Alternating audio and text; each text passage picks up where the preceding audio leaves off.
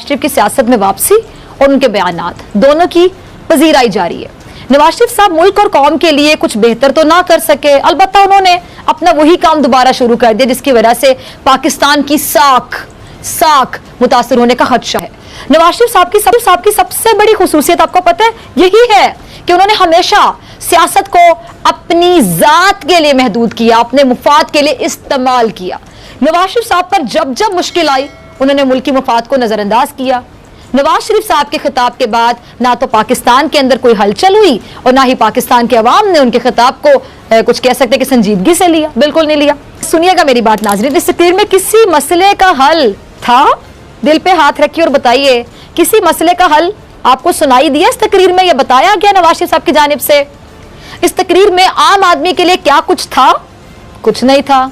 इस तकरीर में नहीं बताया गया कि पाकिस्तान से गुर्बत का खात्मा कैसे मुमकिन बनाया जाएगा। इस तकरीर में यह भी नहीं बताया गया कि नवाज शरीफ साहब ने पाकिस्तान पर 30,000 अरब का कर्जा क्यों चढ़ाया। चले अगर चढ़ा ही दिया तो चढ़ाया तो लगाया कहां पर? चले अगर लगा भी दिया तो फिर नजर क्यों नहीं आता? इस तकरीर में यह भी नहीं बताया गया कि नून लीग के 5 सालों में पाकिस्तान में क्या इनकलाबी तब्दीलियां की गई।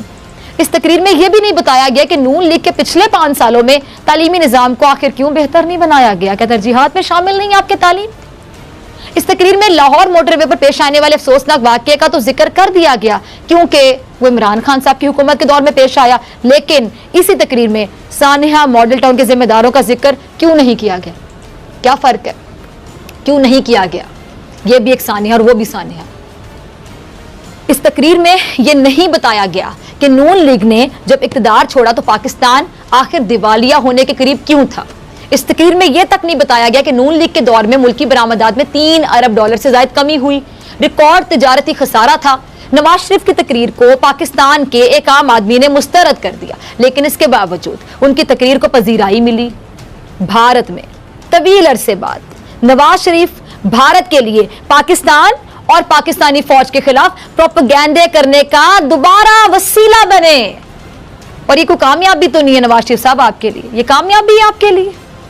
काफी वक्त के बाद भारतीय मीडिया के पास इस शख्स की वजह से जिनका नाम नवाज शरीफ है, पाकिस्तान के खिलाफ चलाने के लिए भारतीय मीडिया के पास कोई बड़ी खबर आ गई। प्रोपेगेंडा ही कहेंगे ना इसे। नवाज शरीफ साहब की तकरीर टाइम्स ऑफ इंडिया में मुलाहिजा कीजिए, जरा सुनिएगा, ये साथ साथ जरा देखिएगा भी। Nawaz Sharif makes political comeback, launching scathing attack on army and Imran government.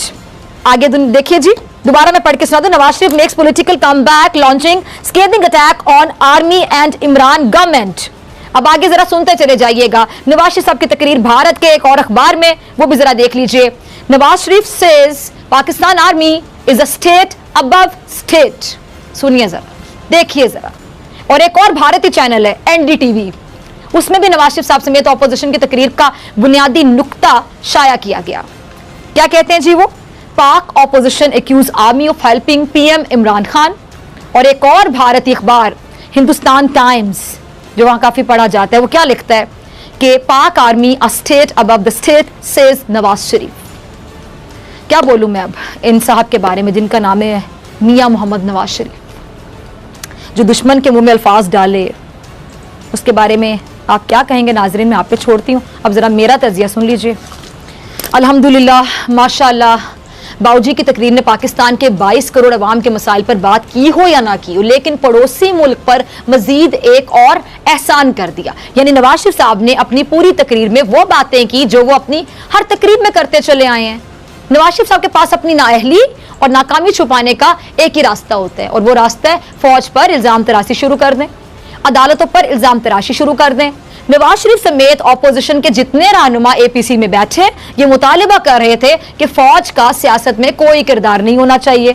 Nawaz Sharif समेत जितने ऑपोजिशन के रहनुमा फौज पर सियासत में दखल अंदाजी का इल्जाम लगा रहे थे, जो ये कह रहे थे कि फौज से दूर रहना चाहिए। जरा गौर से सुनिएगा नाजरीन, जो ये कह रहे थे कि फौज से दूर रहना चाहिए, वही लोग थे जो ऑपोजिशन की एपीसी से होने से पहले एक और एपीसी में शरीक हुए।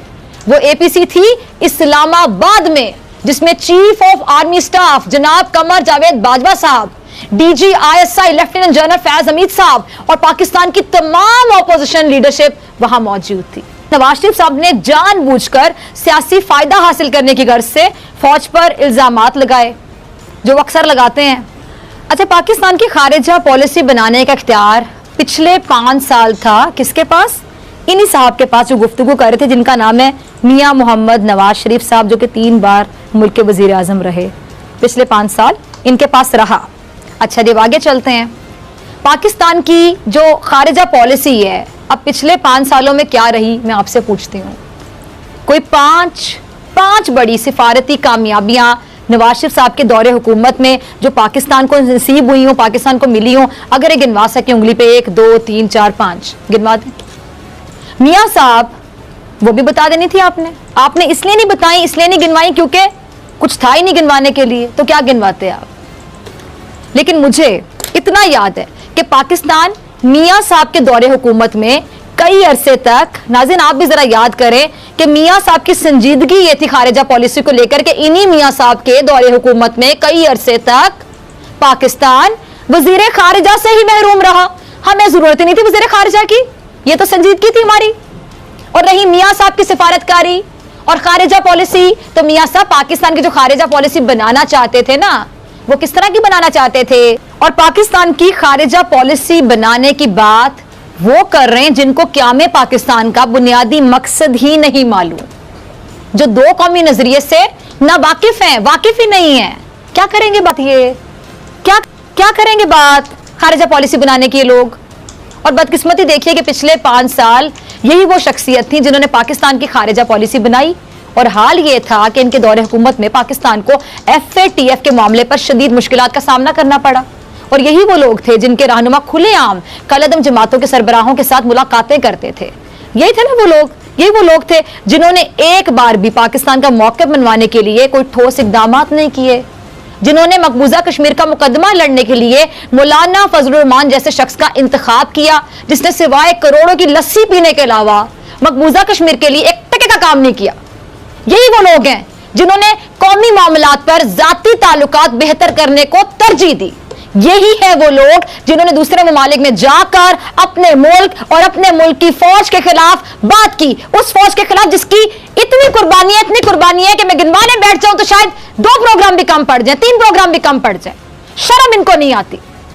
यही वो लोग हैं जिनके बयानात को दुश्मन ममालिक बकायदा हेडलाइंस के साथ चलाते हैं, शेयर सुर्खियां प्रोवाइड करते हैं, ये यहां से दुश्मन के मुंह में अल्फाज डालते हैं शख्सियात, फिर ये कहते हैं वतन से मोहब्बत करते हैं। ये कैसी मोहब्बत है ये कि दुश्मन के मुंह में अल्फाज डाल रहे हैं आप, झूठी बातें कर रहे हैं आप, बेबुनियाद बातें कर रहे हैं, प्रोपेगेंडा कर रहे हैं आप।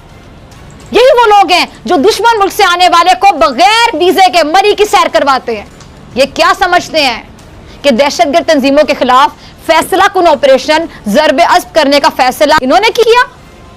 अवाम अच्छी तरह जानते हैं कि फैसला किसने किया था, अवाम जानते हैं। ये अपने मुफादात के गुलाम हैं। इनको जमहूर से यानी अवाम से या मुल्क के मुफाद से क्या लेना देना। खुद गर्ज लोग हैं ये, खुद गर्जी की मेराज पर बैठे हुए लोग हैं ये। और नवाज शरीफ साहब की बहादुरी का आलम देखिए, नवाज शरीफ साहब की सियासत का आलम देखिए, सियासत का नवाज शरीफ साहब की अपने वोटर से जो एक्सपेक्टेशन है उसका आलम देखिए, नवाज शरीफ साहब की सियासी सोच देखिए कि वो लंदन के फ्लैट्स में बैठकर पाकिस्तान की अदालत, पाकिस्तान की फौज, पाकिस्तान के इदारों के खिलाफ मुहिम चला रहे हैं। नवाज शरीफ साहब मुल्क से बाहर बैठकर अपने लोगों से ये फरमा रहे हैं कि पाकिस्तान के हर इदारे के खिलाफ बगावत कर दो। मैं नवाज शरीफ साहब को बताना चाहूंगी, आज सुन ले जरा कान खोल के आप और आप जैसे सब, मैं नवाज शरीफ साहब को बताना चाहूंगी कि भले आपके दीगर अफराद, आपकी जमात के दीगर जितने भी सियासी रहनुमा हैं, वो मानते होंगे आपको अपना कायद, लेकिन वो इसी पाकिस्तान में रहते हैं, वो इसी पाकिस्तान का खाते हैं। उनके बच्चों के, आपके बच्चों की तरह महंगे तरीन फ्लैट्स नहीं है जो वो लंदन में बैठ उनकी फौज और अदालत के खिलाफ बेबुनियाद इल्जामात लगाएंगे और फिर भाग जाएंगे, फरारी हो जाएंगे, इश्तिहारी हो जाएंगे लंदन।